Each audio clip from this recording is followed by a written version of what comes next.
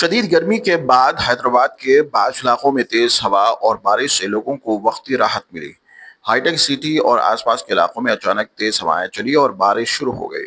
Chandrayaan Gutta x road पर तेज हवा के बाइस एक दरख्त सड़क पर गिर गया। उस वक्त फलकनुमा की तरफ से आने वाले दो ऑटो रिक्शा इस दरख्त की जद में आ गए।